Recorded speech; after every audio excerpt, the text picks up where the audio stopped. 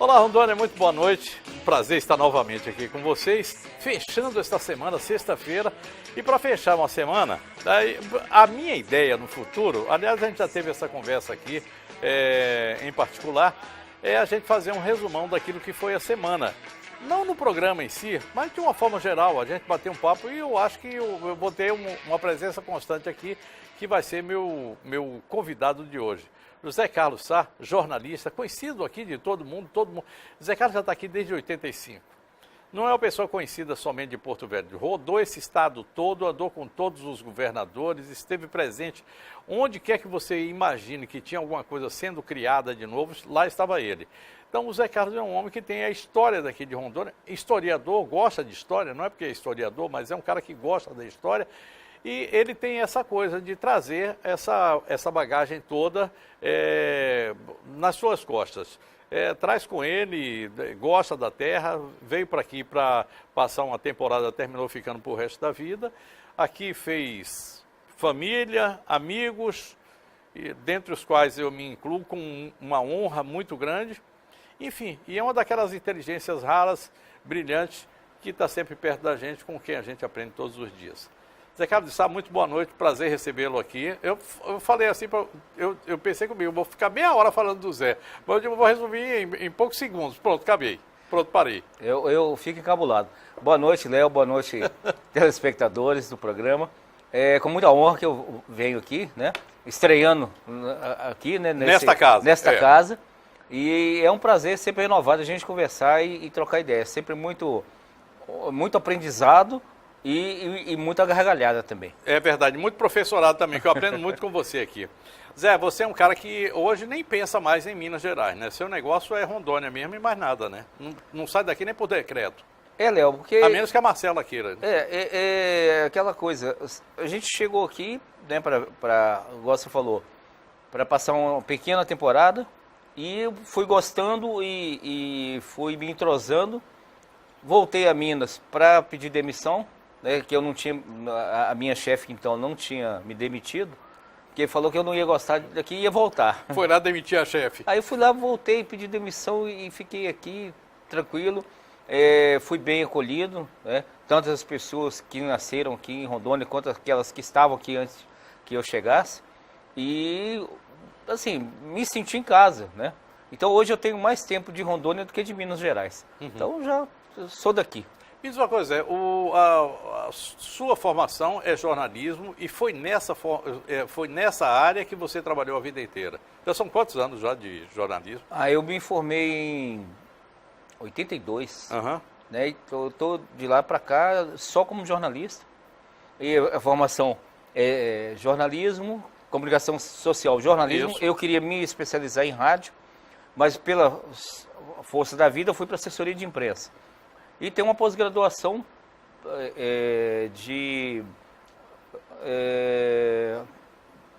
é direito ambiental não, gente. Meio ambiente e desenvolvimento ambiental. Sustentabilidade. Nessa área, né? De sustentabilidade, que é uma área que a gente conversa bastante, né? A gente tem muita afinidade. Tudo a ver aqui com a Amazônia, né? Mesmo que você não seja um ecochato, mas você tem que entender daqui. É verdade. Você tem que entender de chuva, você tem que entender de vento, você tem que entender de clima.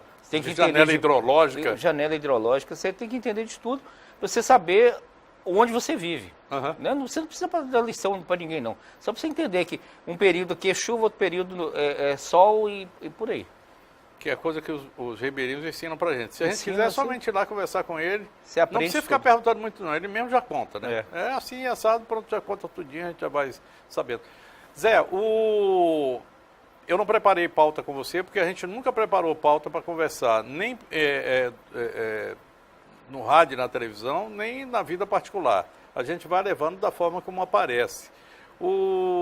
Amanhã, a Operação Lava Jato, que começou, o pessoal pensa que começou em Curitiba, começou num posto de gasolina. Em Brasília.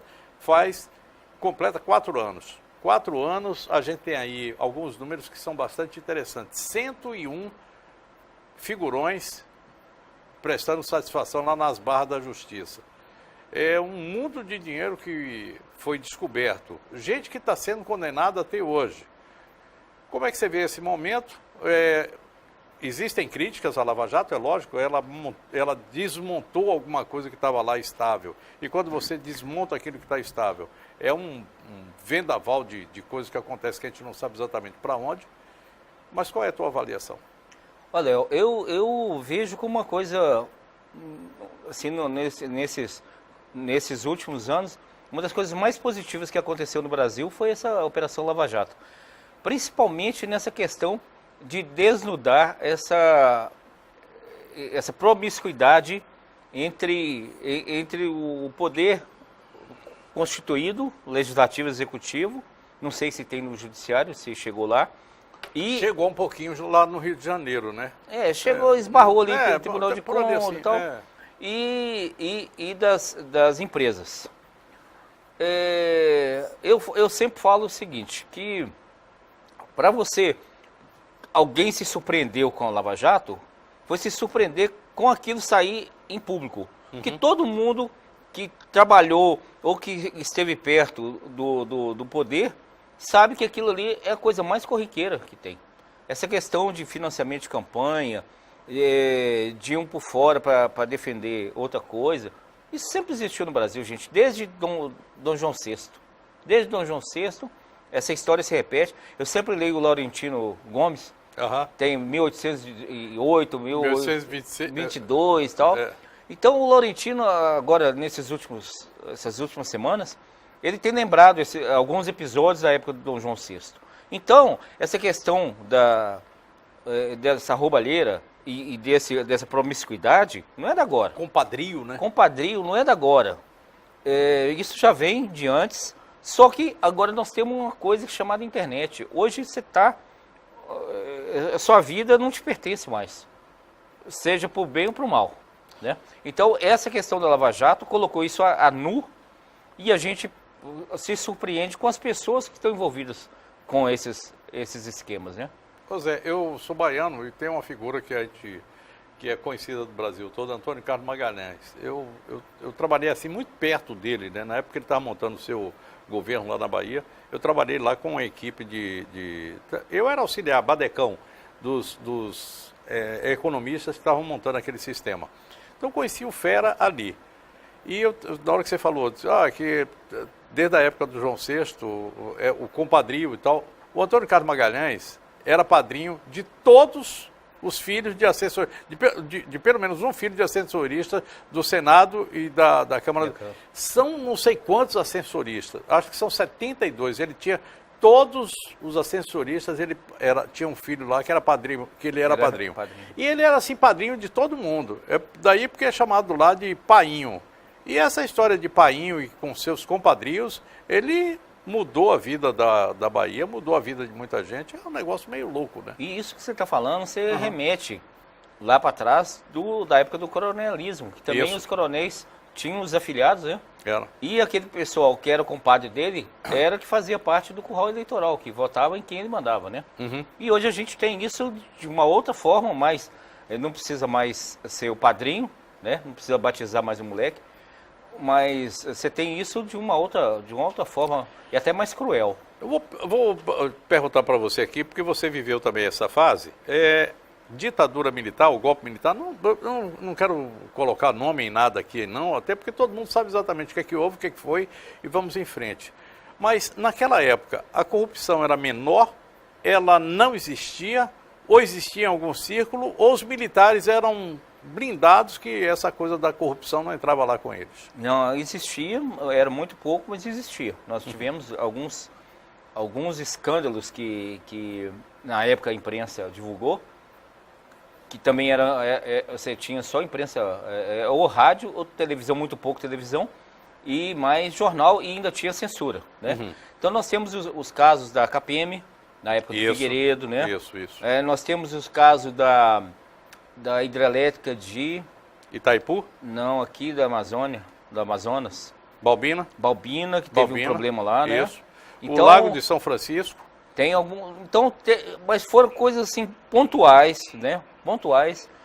Mas no geral você não tinha a coisa ficava muito restrita, você quando se descobria já era para ir para cadeia, já era para ser julgado. E com o Milico também era o negócio seguinte, era o Supremo Tribunal Militar e estamos conversando, ninguém sabia nem o que ele ia pagar. Mas o negócio era feio, né?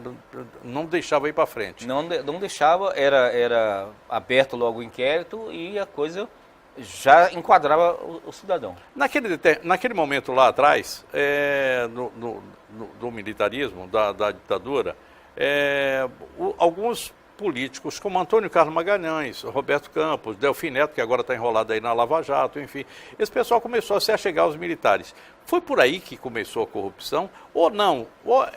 Ela é uma coisa que foi aumentando gradativamente a partir de 1988 com a redemocratização do país. Eu acredito que sim. Essa aproximação dos políticos... Do Lua Preta. Tanto que do MDB quanto da Arena, era mais uma questão de sobrevivência política do que outra coisa. Uhum. Né? Então eles ficavam do lado do poder e tinham as benesses. Né?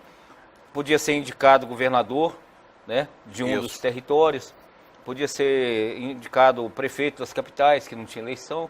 Mas eu acho que era mais uma questão de sobrevivência política do que propriamente para se dar bem... Em termos financeiros. Em termos financeiros, da forma errada.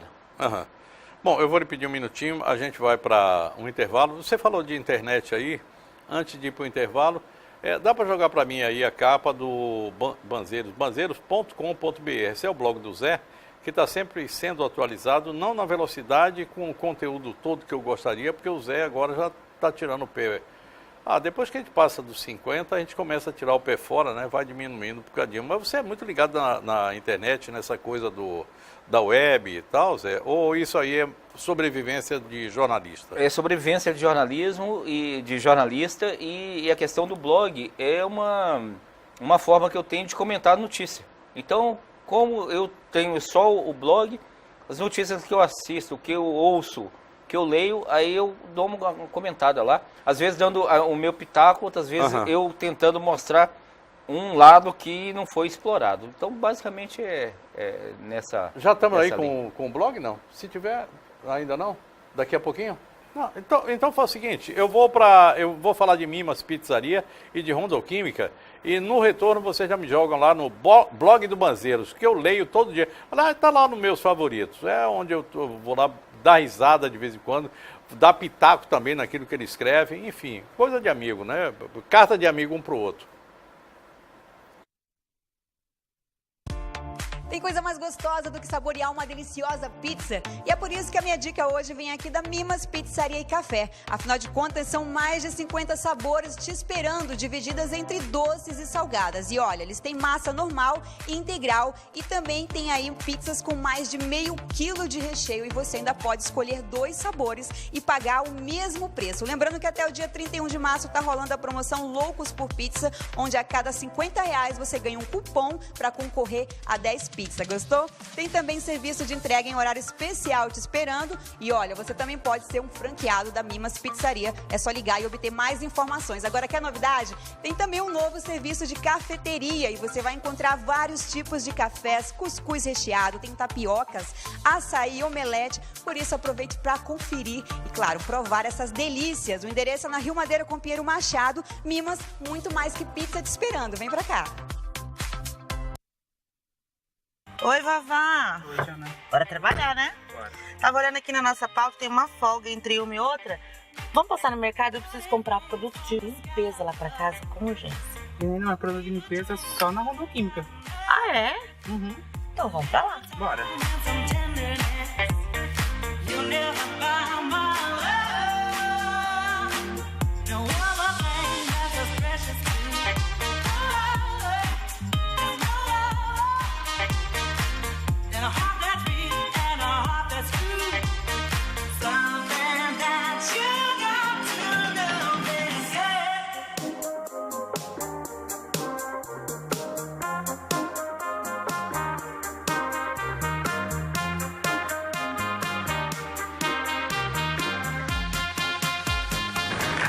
Pronto, Vavá. De produto de limpeza, eu comprei tudo na Rondoquímica. A gente pode até ir no mercado, mas pra comprar outras coisas, né? Bora?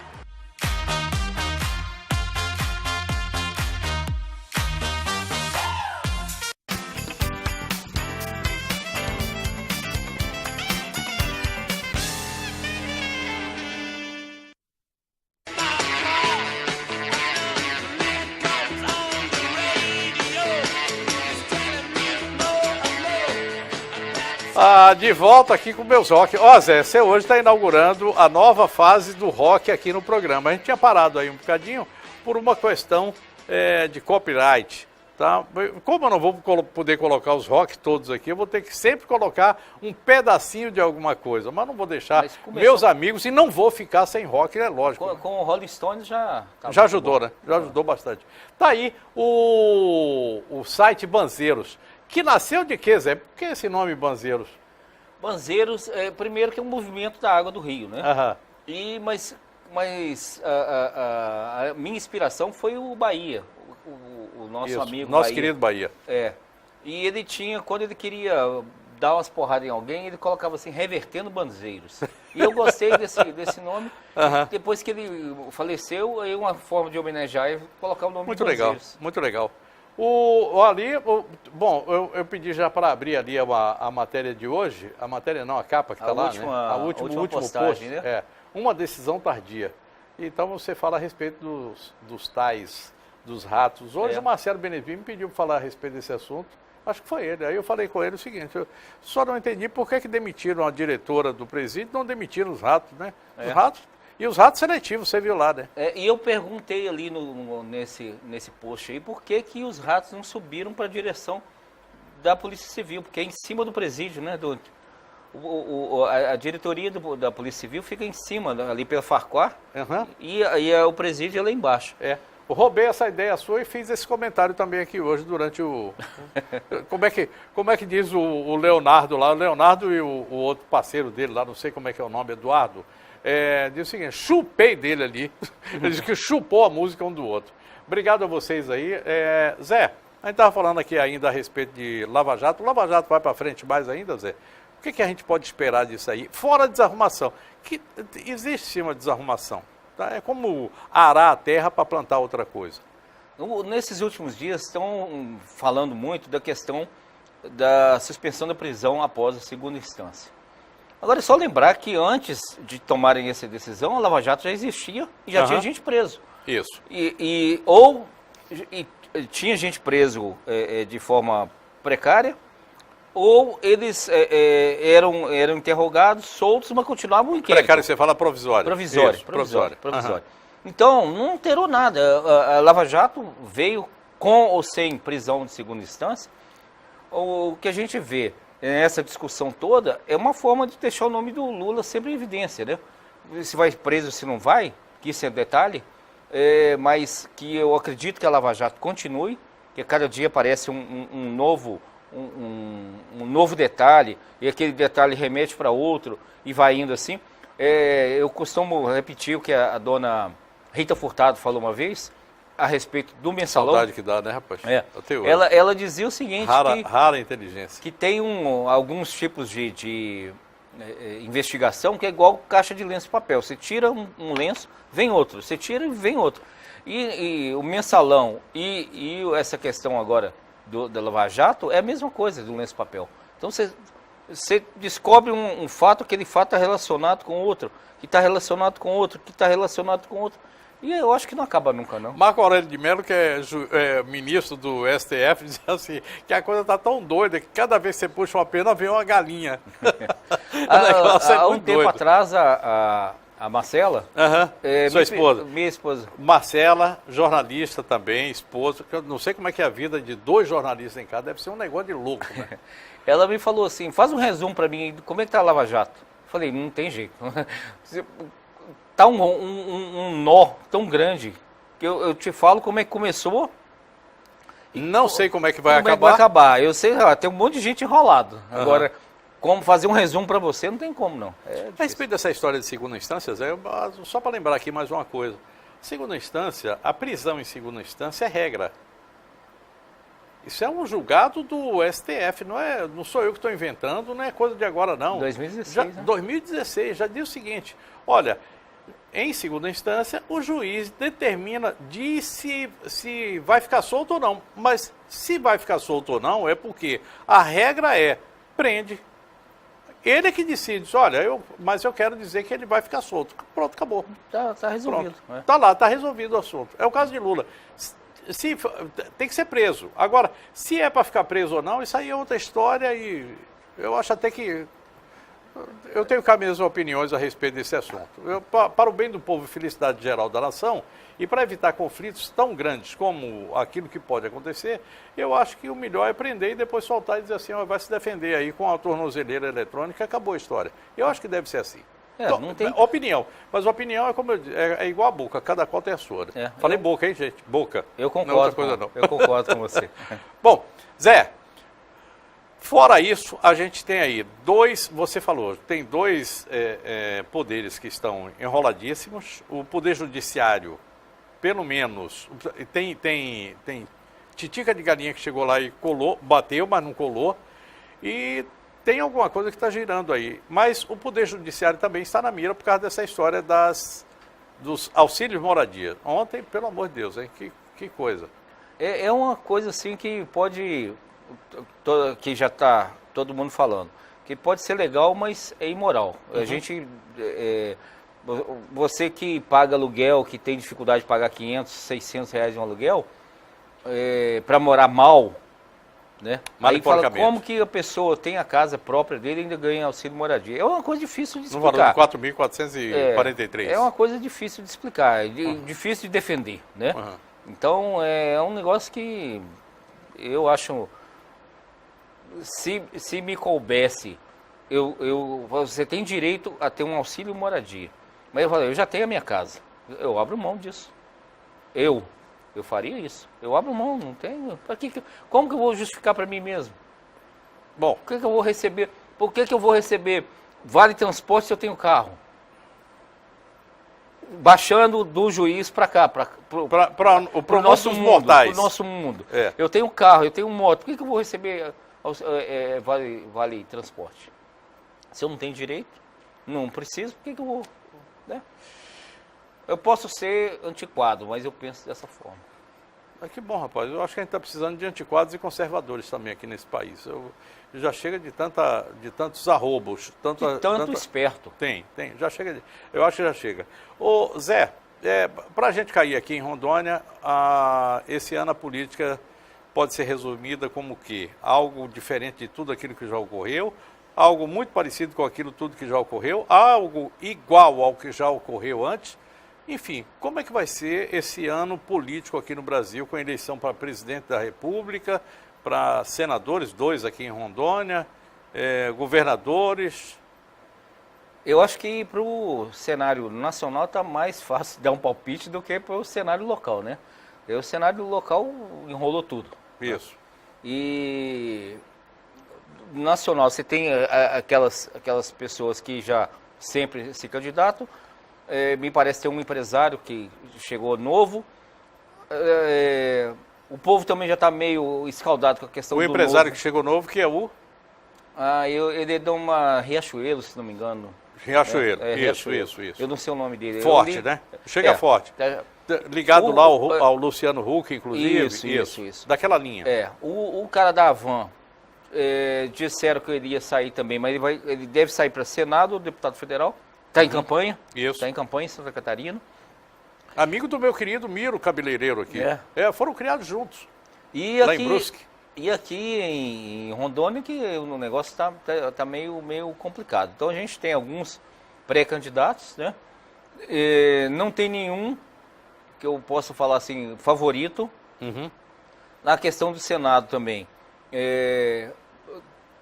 Antes se falava que o governador Confúcio seria um nome já sacramentado para o Senado. Hoje eu não sei. Prego batido, ponta virada? Não sei. O senador Halpe já está correndo, ele nunca para a campanha, né? Tá em campanha sempre. Ele começa um antes da outra. E os outros nomes ainda, alguns aparecendo, né? O pastor, aquele lá do PSOL, Aloysio Vidal. Aloysio, que é um bom nome, né? A gente não sabe ainda do pessoal do interior. Miguel. Raduan. A gente não sabe ainda dos outros nomes. Mas assim, para mim, tentando enxergar dentro da neblina, tá meio difícil. Tá muito complicado. Tá complicado ainda. Eu acho que só depois do dia 7 de abril, com essa mudança de partidos, a gente vai ter um quadro mais ou menos. E depois à medida que chegar o mês de maio, aí que você vai ter um quadro mais nítido, né?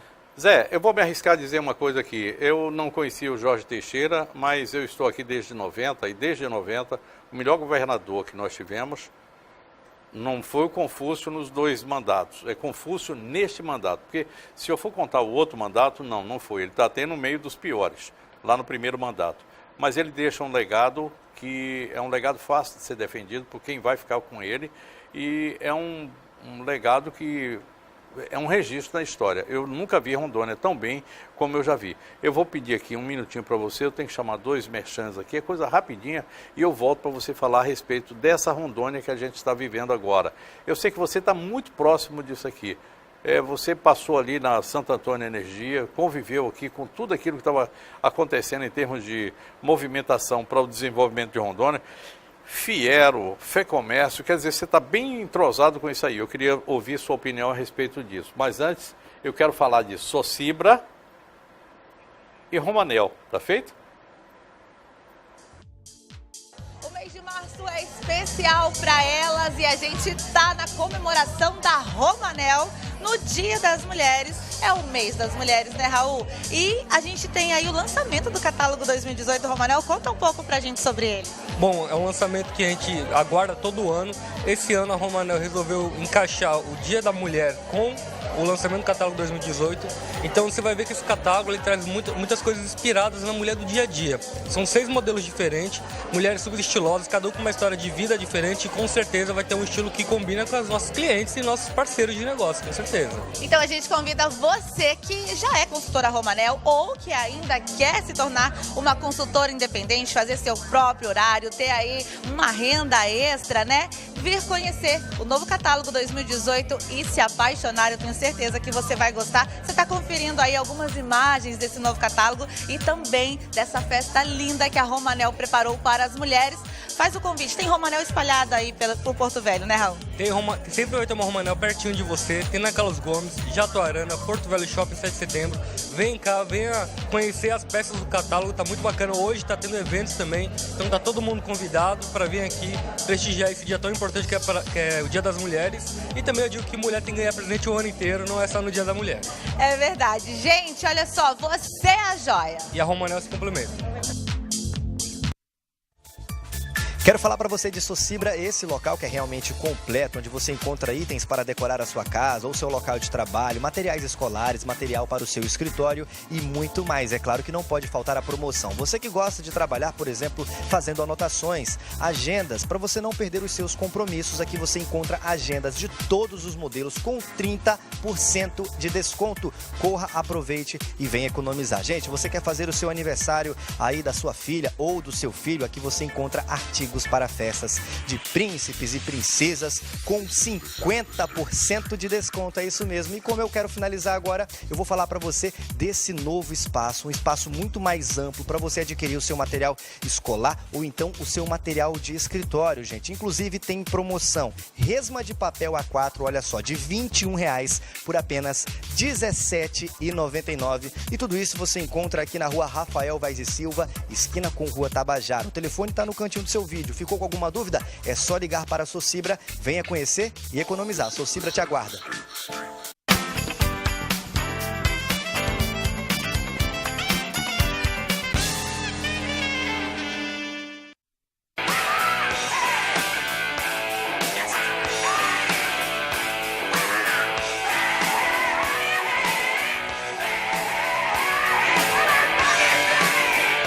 Eu adoro isso, isso é bom demais, Ah, coisa de doido. Cada vez que... Sabe o que é que isso me remete? Lá pro Lendas do Rock. Uma hora dessa, eu não sei não, uma hora dessa eu vou fazer Lendas do Rock de novo. Programa. É verdade. Você era um ouvinte, né? Fazia playlist também. Né? Fazia de tudo aí. Assim. Essa brincadeira já vão 14 anos, Que acabou o programa? Não, 14 anos que eu comecei nessa brincadeira de fazer rádio e depois televisão. E escrevendo, acompanhando, você acompanhando isso aí tudinho durante esse período. Que coisa. Pois é. Rondônia, em 4 anos, Confúcio deu uma virada nele mesmo, no governo dele e no estado de Rondônia. Claro que nada ocorre por acaso. Se você não tiver planejamento, foco... E equipe? E a equipe que ele tem... ele estaria lá no primeiro mandato dele e talvez pior.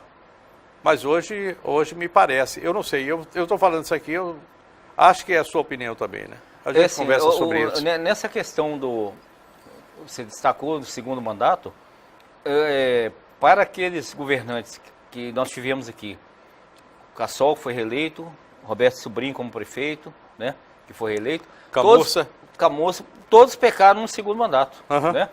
E o governador Confúcio, ele teve o direito de errar no primeiro e agora no segundo ele acertou os ponteiros, colocou eu gosto de trem, né, o mineiro, colocou o trem no trilho, né, e tá tocando para frente. E a gente espera que até na hora que for passar para o próximo governador, que a gente tenha sorte de ter um que continue nessa mesma pegada, né? Porque o Estado já sofreu muito. Você lembrava do governador Teixeira? O governador Teixeira pegou do Humberto Guedes para transformar em território em governo, que era outro momento, né? Mas Humberto Guedes preparou tudo para que ele fosse um bom governador. Um bom governador, é verdade. mas tem a característica própria do Teixeira, que era um cara de missão e um cara também que não se restringiu àquilo que ele veio para fazer. Ele fez muito mais do que esperavam dele. Uhum. Era um fazedor mesmo. Aí você entra o Angelim numa fase de transição do governo federal, né? Tancredo morreu, entrou o Sarney, que não era dono do ministério. O ministério era dos partidos e dos acordos que o Tancredo fez e dos acordos que o Aécio disse que o Tancredo fez. Que isso é muito importante, que você lembrar daquela época que ninguém sabia quem eram os ministros. Mas falou, meu avô escolheu esse. Aí depois, né, o Sarney foi ajeitando ali, tal, lá. Aí nós tivemos o Angelim. E aí, como diz o Pedro Simon, e deu no que deu. E nós tivemos o Ângelo Angelim, que também foi muito feliz, apesar de também ser um governo tampão, ele preparou o Estado para o primeiro governador eleito. Eu comecei a trabalhar nessa época, então existia uma equipe técnica lá no gabinete, que esse pessoal fez um monte de projeto e levou para Brasília e deixou lá, e foi acompanhando. Quando o governador Jerônimo assumiu, ele já recebeu tudo pronto. Então você tinha, o Plano Flora já estava pronto, que era um outro nome. Polo Noroeste. O Polo Noroeste acabou, Isso. o Plano Flora entrou para Isso. substituir. Uhum. Então isso já estava bem encaminhado. Depois o governador Jerônimo foi a Washington para assinar, já estava bem adiantado. E muitos projetos que o governador tocou aqui no estado, que já estava pronto no tempo do Angelim. E ontem foi o aniversário do Semetron. Isso. 30 anos do Semetron. Quem implantou foi o Angelim, né? Existia o Hospital Tropical, eu não me recordo agora onde era, e foi construído um novo prédio com essa nova característica que hoje o Semetron é um hospital de referência na Amazônia, referência internacional. Referência internacional, né?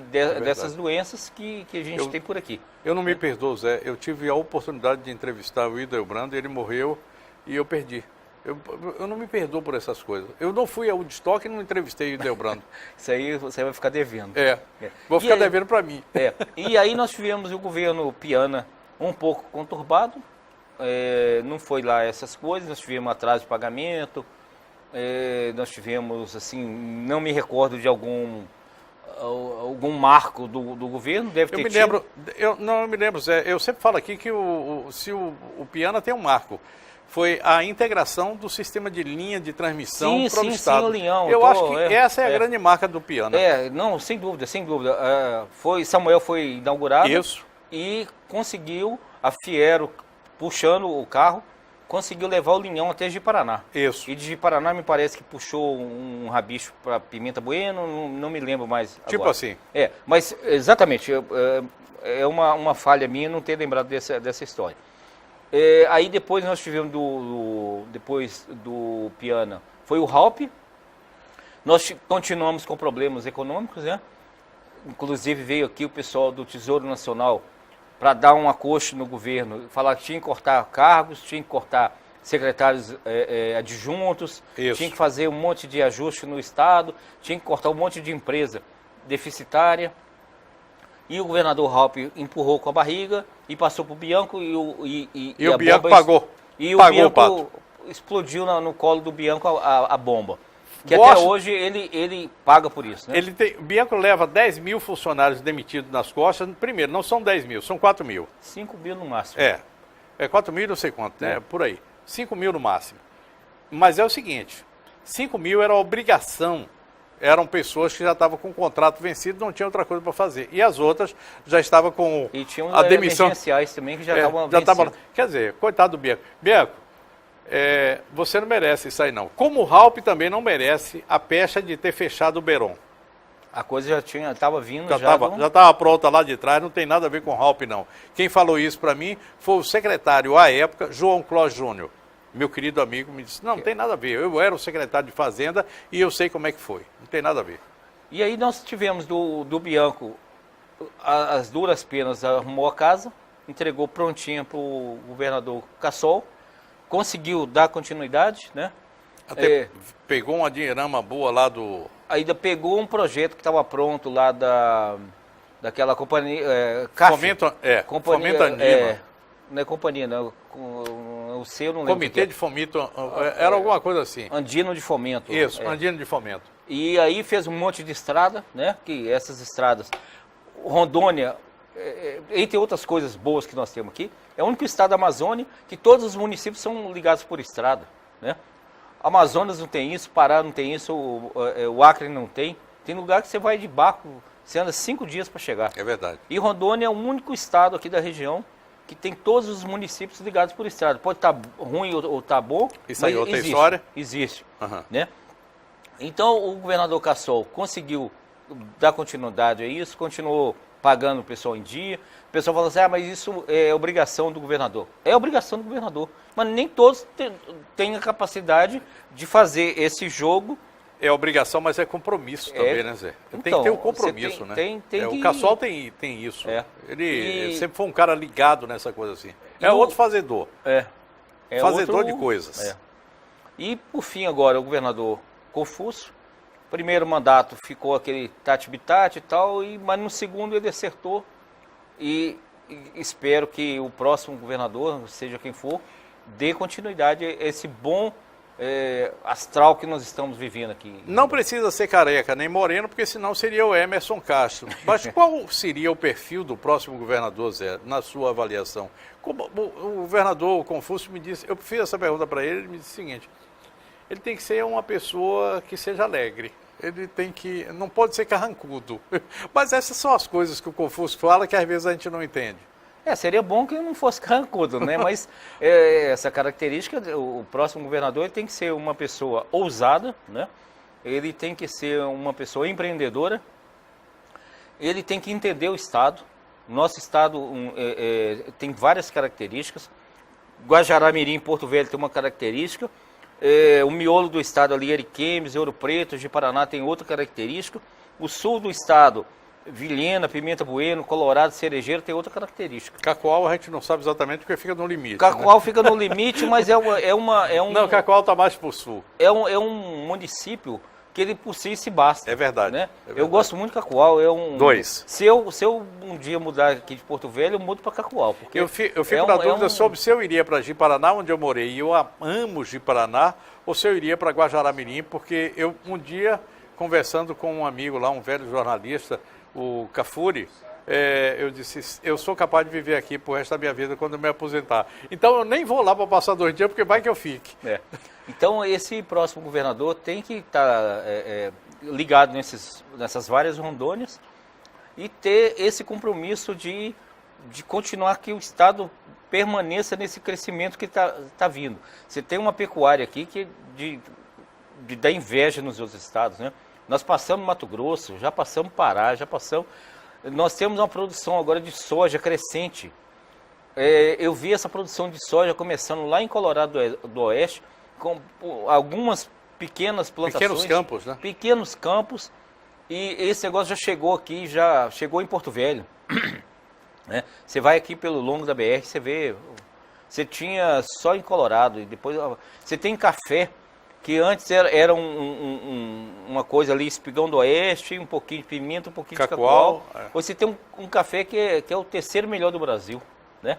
O laticínio é a mesma coisa. Então você tem um estado pujante que já não Tá com raiva do peixe por quê? Não, Esqueceu, né? o peixe. O peixe também é uma outra... Uma outra vertente, Uma né? outra vertente e de pouco tempo para cá. Aham. Essa aí também eu vi nascer lá em Pimenta Bueno, lá no Pedrinho, daquele posto Itaporanga. Foi o primeiro cicultor, isso. né? E nessa época o Sebrae trouxe um consultor aqui, reuniu um monte de gente lá de Espigão do Oeste, Pimenta, Rolim, aquela região ali, que tinha mais condições de criar peixe por causa das olarias, se aproveitar onde eles retiravam a argila para fazer os tanques. E o consultor do Sebrae chegou o primeiro balde de água fria. Que vocês estão criando tambaqui de 3, 4 quilos? Não, gente, vocês têm que lembrar para onde vocês vão vender. Vocês vão vender para São Paulo. Lá em São Paulo o cara mora num apartamento, ele tem um forno desse tamanho, então você tem que fazer um tambaqui pequeno. Então o negócio, né? A gente viu isso, essa evolução, e agora com o governo Confúcio, você deu um gás nesse pessoal, que hoje nós temos uma produção aí excepcional, né? Então, e cada dia melhorando mais. O pessoal lá em Teotônio também, já preparando para daqui a pouco já vender peixes. Nós temos o Seu Domingos lá Seu Domingos do São Domingos, do Pirarucu. Então você já tem uma produção. Então o próximo governador tem que dar continuidade a isso, senão nós estamos lascados. Me dá só um minutinho, eu quero falar de Ângelos Prevê, volto com o Zé Carlos de Sá aqui, para a gente falar um pouquinho a respeito de Prefeitura Municipal de Porto Velho. A gente vive aqui na capital e a gente está vendo que cada prefeito que entra ali padece, mas não é pouco não, padece muito. Eu tive hoje conversando com o Hildon, e eu falando com ele, disse, e aí, como é que você está? Ele disse, estava bem quando eu estava lá no Grupo Atenas. Não é fácil não, ser prefeito de Porto Velho é um negócio bastante complicado. Ângelos Prevê, eu volto já já. Com trabalho sério, a São Cristóvão traz a mais bela estrutura em capelas do norte do Brasil. Um novo conceito funerário, pois nos momentos difíceis é onde precisamos de comodidade e amparo. Você deve estar pensando, espero nunca precisar, ou até mesmo achar ser muito caro. Os preços continuam acessíveis para todas as famílias. O que mudou foi toda a estrutura e serviços, permitindo ainda mais opções e dignidade nas últimas homenagens. Funerária São Cristóvão.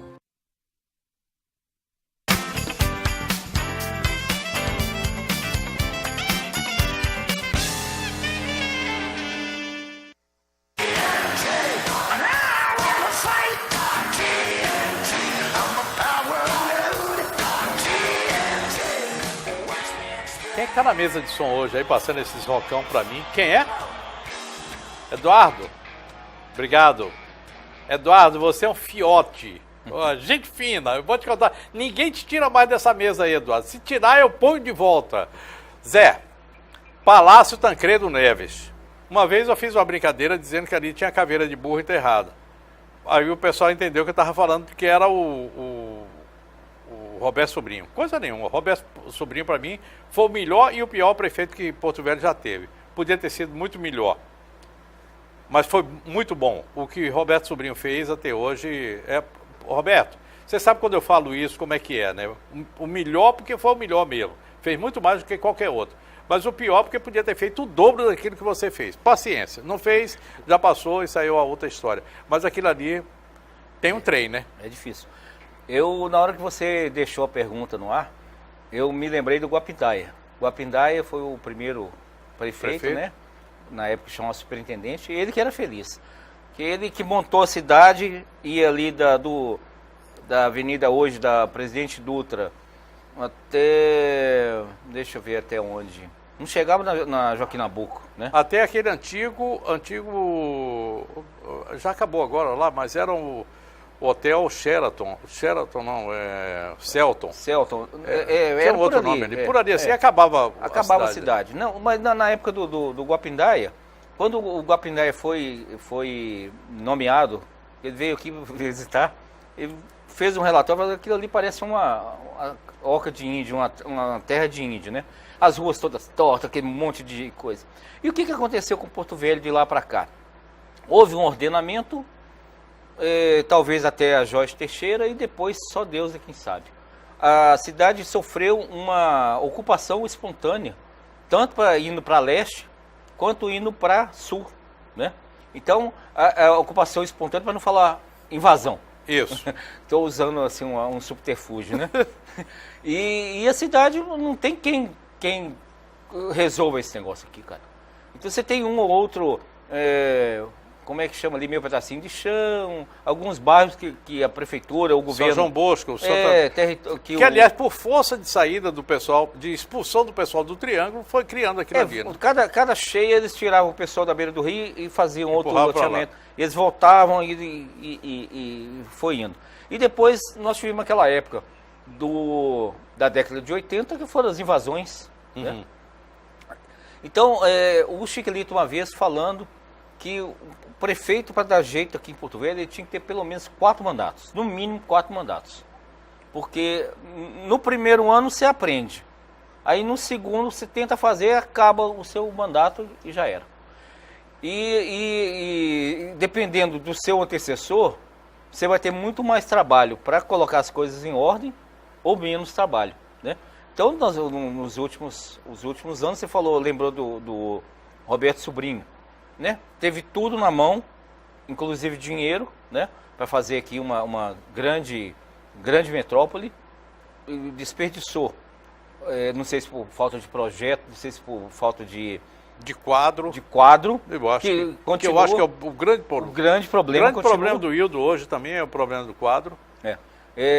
Se não me engano, hoje você falou no programa do Marcelo, questão do Guilherme, né? Guilherme que é um grande técnico. Nós temos aí também na prefeitura o Sebastião Valadares, né? Então, a memória da prefeitura está nele, né? Então, mas esses dois caras não contam, né? Você precisa de muito mais. E aí você tem, além, não pode ser só a boa vontade do prefeito e a boa assessoria. Você tem que ter uma sintonia com a Câmara. E essa sintonia, cara, é uma coisa difícil. A questão política da administração é uma coisa que atrapalha bastante. Talvez os prefeitos não falem isso, mas eu sei que acompanha, que lê nas entrelinhas, você entende. Zezão, obrigado. Eu chamava de Zelão, né? Quando eu conheci o Zé Carlos Sá. Tem gente que chama de Sá, Zé Carlos, José Carlos, enfim. Zezinho. E eu chamava de Zelão. Zelão, muitíssimo obrigado. É sempre uma honra ter você aqui, a gente poder dividir um espaço aqui conversando com você. Que é conversa, não é entrevista, não. É conversa, é bate-papo. Que me dá um prazer muito grande. Queria lhe falar que ontem o prefeito Hildo Chaves fez a 15ª mudança. A gente estava falando a respeito de quadro. E vou passar aqui uma informação que ainda é de bastidores, mas entra no lugar do Coronel Crisóstomo, o doutor Diego. É um engenheiro que trabalhou com o Grupo Odebrecht ou com a usina de Santo Antônio, não sei exatamente. Enfim, trabalhou na obra das usinas. E que é um técnico que conhece, que é do ramo. Tomara que dessa vez a gente acerte. Porque não é fácil não. Tem que importar gente para cuidar daquilo que nós temos. É muito difícil, mas eu acho que uma hora nós vamos ter que fazer isso. Obrigado. Uma honra muito grande. Aparece mais. Aparecerei. Tá? Vem cá para contar mais histórias, para a gente conhecer um pouco da nossa terra. Obrigado a você que durante essa semana toda nos acompanhou aqui. Semana que vem, segunda-feira, a gente está aqui às 8h30 da noite para mais programa Léo Ladeia. Desejo a todos boa noite, bom sono, bons sonhos, um final de semana lindo, abençoado, feliz, cheio de cerveja, churrasco, tudo que você tem direito e muito mais. Mas calma, porque segunda-feira eu preciso de você como telespectador. Fiquem com Deus. Tchau, tchau.